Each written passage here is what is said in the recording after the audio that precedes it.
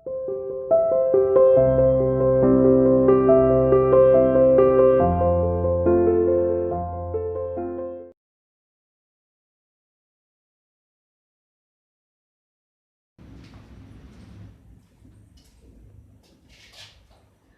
students, welcome to CR International School online classes.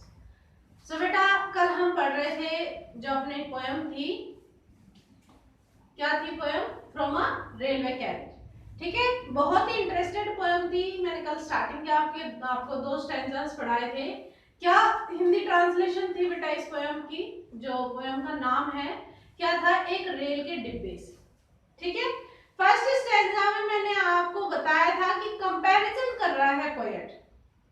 किससे comparison कर रहा है? उस ट्रेन का कंपैरिजन किया जा रहा है फेरीज से, विचेस से। ठीक है, जितने भी जादूगरनियां हैं या फिर परियां हैं, उन सभी से कंपैरिजन कर रहा है पोएट कि ट्रेन उनसे भी फास्टर चलती है। ठीक है, साथ में ये भी बताया है कि वो किस तरीके से चलती है, एक आर्मी की ट्रूप की तरह। ठीक है, जैसे सेना चलती है एक साथ कदम से कदम मिलाते हुए, इसी तरीके से वो ट्रेन भी चलती है। सेकंड स्टेज में आपको क्या बताया था बेटा? सभी तरीके के जो दृश्य यानी कि उस डिब्बे की खिड़की के पास बैठने से जितने भी दृश्य दिखाई देते हैं वो सभी क्या है? फ्लाई एज थी, इस तरीके से मेरे आंखों के सामने से गुजर जाते हैं जैसे कि तेज होती हुई बारिश। ठीक है, कि तेज जब बारिश होती है तो उसमें बूंदों का फासला नजर आता है आपको कि एक बूंद कब गिरी, एक बूंद कब गिरी, नहीं दिखाई देता। इसी तरीके से पलक झपकते के साथ ही वो जितने भी दृश्य है मेरे सामने से वो सभी गुजर जाते। ठीक है बेटा, ये अपना समरी थी स्टार्टिंग के 2 स्टैंजास की। अब हम आते हैं अपने थर्ड स्टैंजा में। Here is a child who clambers and scrambles।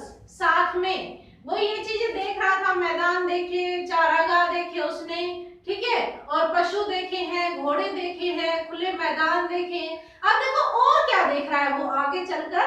उसने देखा खिड़की के बाहर से कि एक बच्चा है, एक छोटा बच्चा है, who clambers, जो हाथों के बल रेंग रहा है, and scrambles, बहुत ही धीरे धीरे चल रहा है।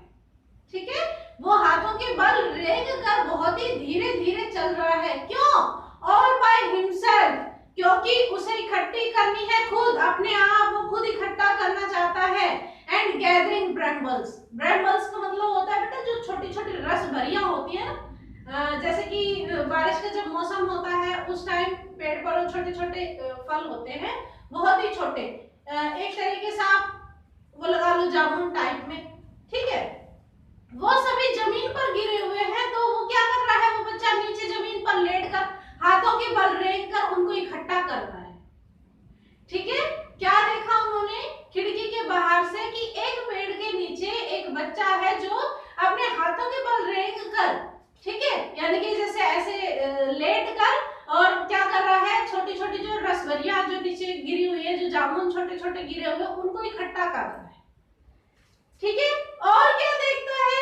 Here is a tramp, और वहीं पर यानी कि जब वो दृश्य निकल जाता है सीन बच्चे वाला, तो फिर आगे चलकर क्या देखता है? एक ट्रैम्प। ट्रैम्प का मतलब होता है आवारा। आवारा हम उसको बोलते हैं जिसका कोई घर बार नहीं होता है। ठीक है, वो मतलब अकेला ही होता है।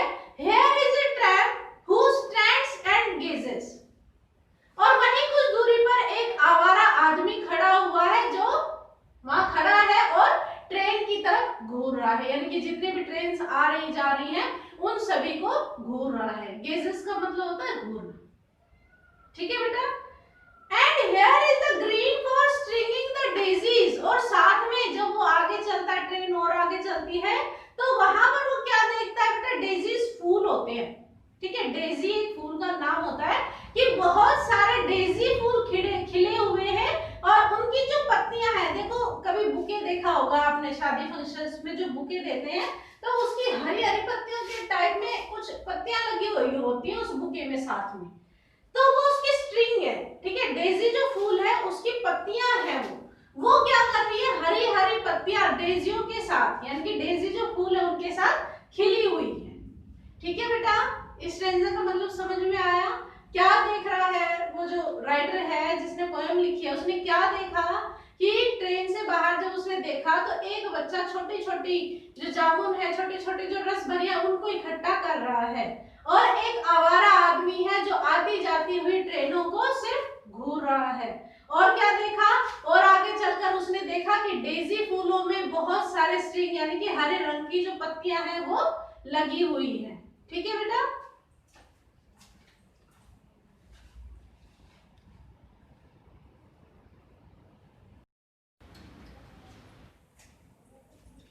यस नेक्स्ट लास्ट स्टैंजा है आपकी पोएम का। हियर इज ए कार्ड, और साथ में आप जब आगे और वो सीन सारे पीछे चले जाते हैं तो आगे चलकर क्या देखता है poet, here is A cart run away in the road. ठीक है, कार्ट का मतलब होता है बैलगाड़ी। ठीक है, वो क्या देख रहा है कि सड़क पर एक बैलगाड़ी बहुत तेजी से जा रही है। रन अवे बहुत तेज चलना, ठीक है, moving fast. Lumping along with man and load, जो किससे लदी हुई है, सामान से लदी हुई है। ठीक है, वो सामान से लदी हुई। देखो यहाँ पर ये जो कार्ट है वो बैलगाड़ी से नहीं है। देखो आपने एक रेडी देखी होगी जिसको कोई भी आदमी खींच कर ले जाता है, वो रेडी नहीं, सब्जियों वाली नहीं, एक इस तरीके से आती है जिस पर सामान लदा हुआ होता है और उसको एक इंसान खींच कर ले जाता रहता है। ठीक है, तो लंपी का मतलब होता है लदा हुआ होना, अलोंग विद मैन। ठीक है, जिसको एक आदमी खींच रहा है, यानी कि एक आदमी पर वो लदी हुई है, एंड लोड, और उस पर सामान लदा हुआ है।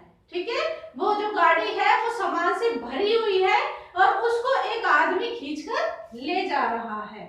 And here is a mill and there is a river, और क्या दिखाई देते हैं उनको, मिल्स दिखाई देती है, यानी कि जितनी भी फैक्ट्रियां आती हैं बीच बीच में वो दिखाई देते हैं। And there is a river, और वहां पर कुछ नदियां भी उसको दिखाई देती हैं। आपने देखे होंगे कि जब भी ट्रेन से आप सफर करते हैं तो बहुत सारी चीजें दिखाई देती हैं, कहीं पर टावर दिखाई देते हैं, कहीं खेत दिखाई देते हैं, कहीं पर ब्रिजेस दिखाई देते हैं।